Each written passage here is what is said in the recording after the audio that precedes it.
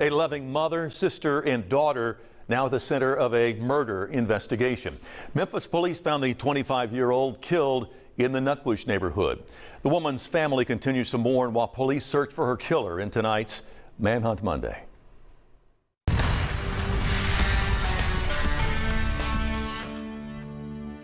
He took my little sister for nothing, man. She do nothing to nobody. Candace Parker and her father are searching for a killer. Memphis police say 25-year-old Jerriny Caples was murdered last November in Nutbush. She told me she was going to school, and when she left school, she was going to meet somebody to get some shoes. I guess she never made it that far. Parker says she tried calling her sister, but her calls went unanswered. Something Parker says was highly unusual for the mother of two. So Parker went to her sister's house looking for answers. When I got to my sister's house, I felt it. Something was wrong. And that's when the detectives told us we had to stay there for a minute. When they said that, I already knew my sister was gone. Parker says detectives told them they found her sister's body inside her white Jeep Cherokee on Prince Street. She got shot in the head, came out through the back, through her side. I never think I'd put my sister in a casket, man. We just want justice for her, that's it. Parker believes the gunman may have known her sister and says she may have been the target of a robbery. I just want justice for my sister. I can't sleep, I can't eat, y'all. I need help. I need help. If you know who killed Jerriny Caples, you're urged to call Crime Stoppers at 901-528-CASH. Your tip could help put a dangerous criminal behind bars and $2,000 cash in your pocket. Remember, all calls are confidential. She waited years for this moment. Ironed his clothes, held his spot, held her breath. He stepped out of prison and into her arms. But 4 days later, she was found dead. One shot to the body. No weaknesses. No merci. He said he missed her. He said he'd changed. But the only thing that changed was her heartbeat, stopped by the same hand she once held in prayer. A mother of two. A second chance turned final goodbye. No forced entry. No struggle. Just silence and a corpse. So the question is, did he love her? Or did he come home just to finish her? This is the story of Jerriny Caples, and the man whose freedom came at the cost of her life. Welcome to Twisted Crimes Files, where the darkest truths come to light. Stay with us for chilling stories you won't forget, and be sure to subscribe so you never miss a case. Jerriny Caples, just 26 years old, a mother, a sister, a friend, and someone whose smile still lingers in every photo her family refuses to delete. She was born and raised in Memphis, city of soul music, family barbecues, and Friday night laughter echoing from porches. But behind her soft laugh was a quiet resilience. Jerriny knew struggle. She'd seen it, lived it, carried it, but never let it define her. Two kids, two little souls who called her Mama, with wide eyes and endless trust. She loved them more than air, often working 2 jobs just to keep the lights on and Christmas trees glowing in December. On Facebook, she was lighthearted, sassy captions, throwback selfies, inside jokes with cousins that only made sense to family. But scroll deeper, and you'd find traces of pain, quotes about loyalty, posts about being tired of fake love. And beneath the smiles, a woman fighting battles she never named out loud. She believed in second chances, even when the first one nearly broke her. And that's what makes what happened next so cruel. Because Jerriny wasn't reckless. She was hopeful. She didn't invite a killer in. She opened the door for someone she believed still had a heart. He wasn't just a boyfriend. He was the boyfriend. The one she had waited for, talked about, prayed for. They had history, not the fairy tale kind, but the kind made of second chances and sealed records. To outsiders, he looked like redemption. He had served his time. She welcomed him home. There were photos. Him holding her from behind, arms wrapped like he'd never let go. Captions that read, "My forever just came home, but forever came fast, and it ended faster." He was quiet, observant, the kind of man who didn't say much, but always watched. Jerriny trusted him. Too much. Because this wasn't just someone she dated. This was someone she covered for, someone she protected, someone she believed could change. But what if that belief was her final mistake? They say the ones closest to you hold the power to heal or destroy. She gave him her home, her body, her faith, and in return, he gave her death. The first 2 days were picture perfect. He unpacked his few belongings. She cooked. They laughed. He played with the kids like a man ready to be reborn. But behind the closed doors of that Memphis apartment, the tone began to shift. He didn't like when she posted on Facebook, didn't like when she left her phone face up, didn't like when she laughed too long on a call. On day 2, she posted, quote, "Sometimes the ones you fight for are the ones who finish you." It got no likes, but it said everything. By day 3, she was quieter, didn't text back as fast, canceled a girls' brunch she'd been planning for weeks, told her cousin she was just tired. But Jerriny wasn't the type to cancel plans. She showed up even when she was sick, even when the kids had fevers. So when she stayed home that weekend, something was wrong. A neighbor later recalled hearing an argument, muffled at first, then louder, heavy footsteps, a door slammed, silence. Then, just hours later, she was gone. No screams, no calls for help, just a timeline of red flags that no one recognized, until it was too late. Because the truth is, the end didn't come suddenly. It crept in, quiet, calculating, and it wore the face of someone she loved. Thursday, November 11th, 2021, Veterans Day. In Memphis, the sun rose at 6:34 a.m., but for Jerriny Caples, it would be her last sunrise. She didn't know it. No one did. That's how death works. Quiet, creeping, disguised as normal. That morning, she woke up early. Neighbors later said her car was gone before 9 a.m., which meant she was up, dressed, moving, on a mission to start the day. She dropped off her 2 children at her aunt's house, just like she often did when she needed a few hours to breathe, to think, to deal. She hugged them a little longer that morning. Her daughter, only 4, clung to her like she didn't want to let go. Her son, 7, gave her a side hug like little boys do, not knowing it would be the last. Jerriny told her aunt she had errands to run, that she'd be back before dark. She never came back. Sometime around 11 a.m., she was spotted at a corner store on Chelsea Avenue. Surveillance footage shows her buying a soda, a bag of chips, and talking briefly to a man outside. He was never identified, but what stood out was her face. Tense. Not angry, not sad. Just tight. Worn. At 12:43 p.m., she posted a single photo to her Facebook story, a slow pan of the sky from the window of her car. The caption, "Peace is everything." 2 hours later, that peace would be gone. At 2:17 p.m., her phone pinged off a tower near her own neighborhood, Nutbush. She was close to home. And then, radio silence. She didn't answer texts, didn't return calls, didn't check her messages. At 4:22 p.m., her cousin texted, "What time are you picking up the kids?" It delivered, but it was never read. A neighbor on Print Avenue would later report hearing what sounded like a loud pop around 6 p.m. Not a scream, not a struggle, just a sound, like a car door slamming too hard, or a gunshot that no one wanted to believe. By 6:45 p.m., her car was parked outside a residential property, backed into the driveway, rear windows fogged, interior still, lights off. By 7 p.m., the street was quiet again. She was already gone. The shot had been clean, precise, to the torso. One bullet. She likely bled out within minutes. Alone, in the back seat of her own car. The door left slightly ajar, like someone thought about closing it, but chose not to. No one called it in right away. That's the part that hurts the most.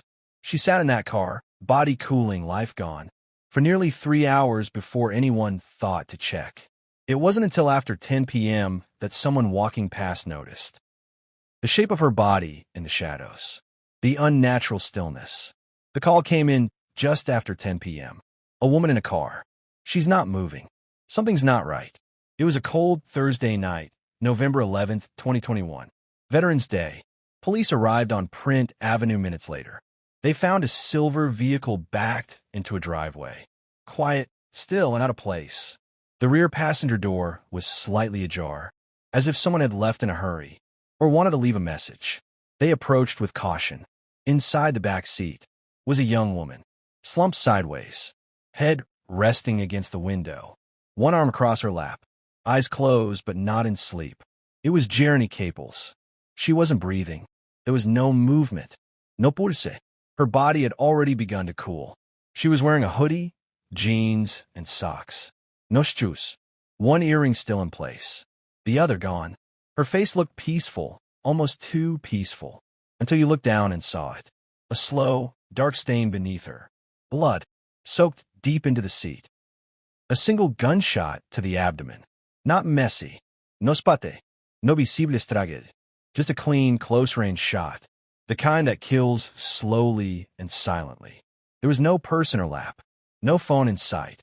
But the front seat told another story. The driver's seat was pushed all the way back. Too far for her. Jerriny was barely 5 feet 4 inches. This setting was meant for someone taller. Stronger. A man. It suggested someone else had driven the car, or at least been in the driver's seat recently. Her keys were still in the ignition, but the engine was off. Someone had turned it. After it happened, detectives arrived and secured the scene. Yellow tape stretched across the driveway. Floodlights cast hard shadows on the grass. They photographed everything. The cracked door, the blood trail, the seat position, the small things that might mean everything later. No shell casings were found. No weapon. No shattered glass. That meant the shot was fired from inside the vehicle. Quiet, controlled, deliberate. There were no fingerprints on the door handles. No signs of forced entry. No calls from neighbors. Just one vague report of a loud pop earlier that evening. Nothing more. They canvassed the area. Knocked on doors. No one saw her arrive. No one saw her die. But a blurry motion-activated camera from a house across the street captured a tall figure walking away from the scene. Around 7:20 p.m. Hood up, hand in pockets. Calm, like a man headed home after finishing something final. Back at the scene, they opened the glove box. Inside was her registration, a tube of lip gloss, and a folded flyer from her daughter's last school performance. She'd been planning to attend the next one. She never made it. By the time the coroner arrived, it was nearly midnight. Jerriny's body was removed from the vehicle, covered with a sheet, loaded into a van. Gone. Just like that. A young mother. Found in the car she once used to drop her children off at daycare. Now used to carry her lifeless body into the headlines. And whoever had done this was already gone. Not a trace. Not a trail. Just an echo. And a silence so sharp. You could almost hear it bleeding. The same night Jerriny Caples was found dead. The man she had welcomed home vanished. He didn't call the police. Didn't show up at the hospital. Didn't post on social media asking for prayers or answers. He didn't even message her family. He just disappeared. While her body was being zipped into a black bag, he was deleting photos, removing talks, wiping himself clean for a timeline. That silence? It wasn't grief. It was strategy. By morning, her family was scrambling for answers. Her cousin posted a photo of Jerriny to Facebook. My heart is broken. If you know anything, say something. And in the comments, people started naming him. He hadn't been seen since the night before. His phone was off. His page deactivated. Gone. Police began searching for him as a person of interest. Not a suspect. Not yet. But the people who knew Jerriny, they didn't need more evidence. They remembered the signs. The shift. How she stopped coming around. How her eyes dimmed. One of her best friends told detectives. I knew something wasn't right. He was possessive. She'd say like a joke, but she was scared. Another friend mentioned how he would randomly check Jerriny's phone, even when she was in the shower. He'd say, I just want to make sure you ain't playing me. He wasn't joking. The week before her death, she sent a private message to a cousin. I think you're watching me too much. I don't feel right lately. That message was never followed up on. Not until after she was gone. The morning after the murder, her sister called his phone, straight to voicemail. She texted, what happened to my sister? Delivered. Never read. By noon, the number had been disconnected. Detectives went to the last known address listed on his parole paperwork. He wasn't there. Room empty. Clothes gone. Phone charger left, plugged into the wall. Neighbors said they saw him the night before, walking quickly down the street with a black duffel bag. Didn't say a word. Didn't look back. One neighbor recalled something strange. He didn't look scared. He looked clean, like he had a plan. And maybe he did. He had served time. He knew how to lie low. He knew how to vanish. Police checked the bus station. Nothing. Checked nearby hotels. Nothing. They ran his name through databases. No recent activity. No credit card use. No phone pings. He was either being helped or he was hiding somewhere he'd been before, in survival mode. But this wasn't just absence. It was avoidance. Because the truth is, when people grieve, they show it. They cry. They reach out. They panic. They fall apart. But he went cold. And cold is calculated. That weekend, her family held a candlelight vigil. Photos, prayers, tears. He didn't show, didn't call, didn't post, didn't even pretend. And for the people who loved her, that was its own kind of confession. 1 week later, detectives pulled the digital records. Old messages, deleted posts, a few voice memos from inside prison, sent to Jerriny during his time behind bars. Most were sweet, romantic, apologetic, but one stood out. Don't ever lie to me. I love you too deep for that. And if I ever feel like you playing me, I swear it'll be the last time. She had saved that voicemail, never deleted it. It wasn't enough to make an arrest, but it was enough to understand the psychology. Because even in his quiet exit, he told the truth. He didn't run out of fear. He ran because the mission was complete. And justice still hasn't caught up. The investigation began before sunrise. By the time daylight hit Print Avenue, yellow tape was still fluttering in the wind, wrapped around a silver vehicle where a life had ended quietly. Detectives started with the scene. There were no shell casings, no shattered windows, no weapon, no fingerprints on the exterior. Just one back door, slightly open, and a lifeless body placed neatly in the back seat. They knew one thing right away. This wasn't random. The position of the body. The engine turned off. The driver's seat pushed far back. Someone taller than the victim had sat there last. This wasn't a hit. It wasn't a robbery. Nothing was taken except her phone. The first 24 hours were all about reconstructing the timeline. When was she last seen? Who was she with? That part was easy. Everyone knew. She had just welcomed someone home from prison. He had been living with her, eating her food, sleeping in her bed. Now he was gone. Police pulled her phone records, but the phone itself was missing, likely taken by the person who shot her. They checked camera footage in a 5-block radius. Only one camera across the street captured motion. A tall figure walking away from the vehicle around 7:20 p.m. Hoodie up, no clear facial image, but aligned with the medical examiner's estimation. Time of death, between 6:45 and 7:15 p.m.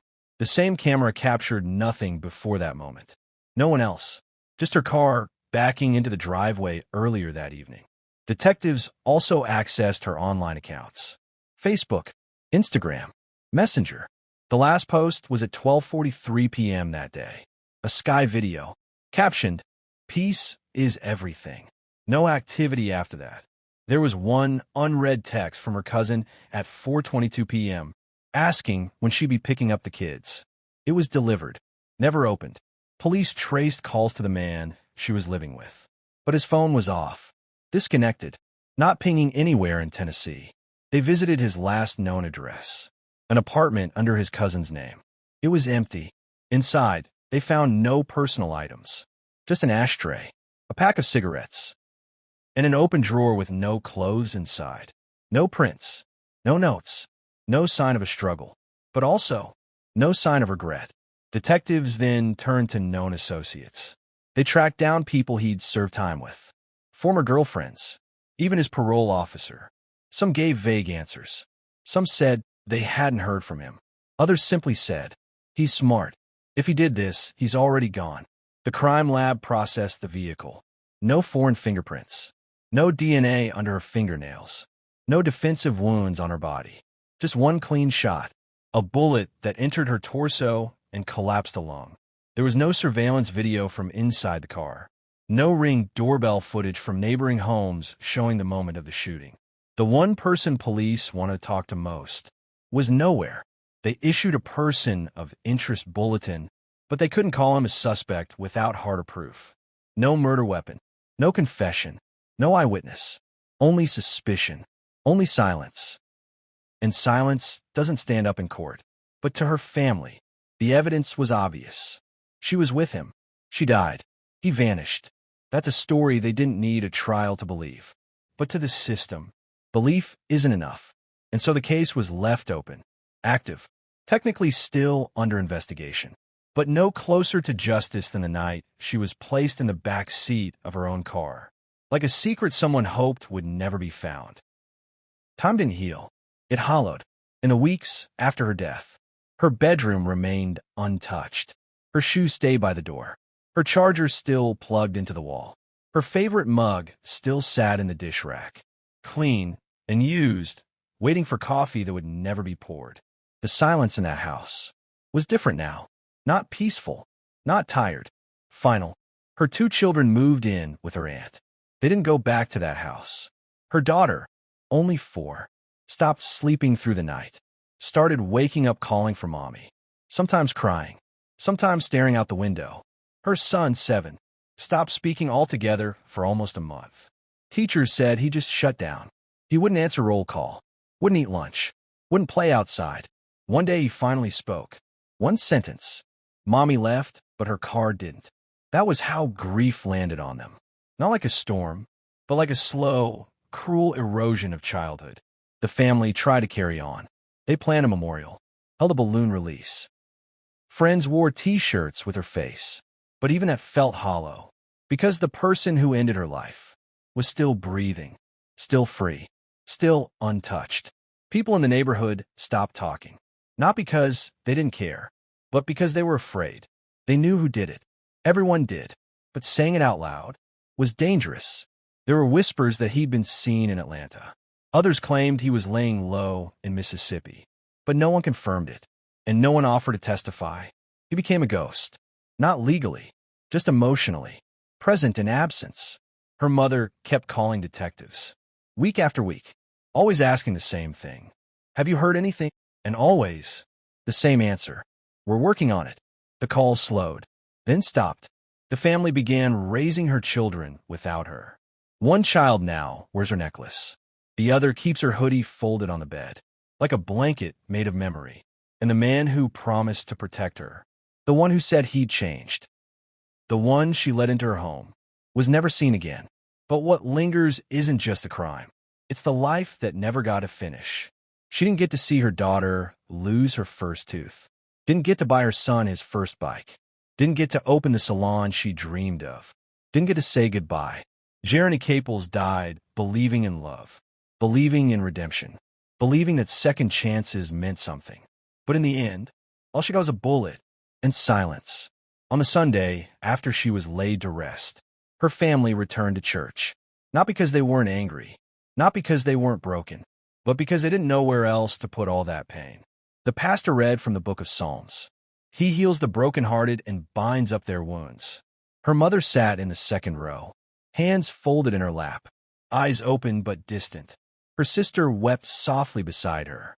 Her daughter sat between them, swinging her little feet, too young to understand that the woman in the casket was never coming back. The choir sang, the candles burned, but the question still hung in the air. Where is God when the guilty get away?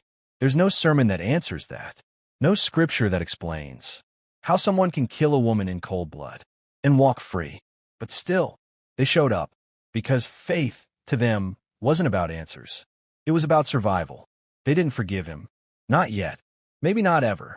But they weren't going to let his name destroy hers. They spoke her name louder, longer, sharper. Jerriny, a mother, a daughter, a soul worth more than a file number. But here's what we didn't see. We didn't see her wrestling with doubt. In those final hours, we didn't see the moment she realized he hadn't changed, that the love she had poured into him had become a weapon in his hands. We didn't see the argument in the car. We didn't hear her final breath. We weren't there when she closed her eyes and never opened them again. But what we do know is that this wasn't just a murder. It was a pattern. Another woman, believing in someone who didn't believe in her. Another man, protected by a system that waits too long. Another case, labeled unsolved, when everyone already knows the truth. She wasn't careless. She wasn't reckless. She was hopeful. And hope, when placed in the wrong hands, can be fatal. To anyone watching this, ask yourself, how many signs do we ignore? Because we love someone too much to fear them? How many lives are lost? Because the system demands more proof than a mother's gut feeling? How many women will open their doors to men who never deserve a key? Comment below. Was it love? Or was it control wrapped in charm? Tell us what you think. Tell us what justice should look like when it fails to arrive. And above all, remember her name, Jerriny Caples. Not just another story, not just another statistic. A woman who believed in second chances, but didn't survive the first one.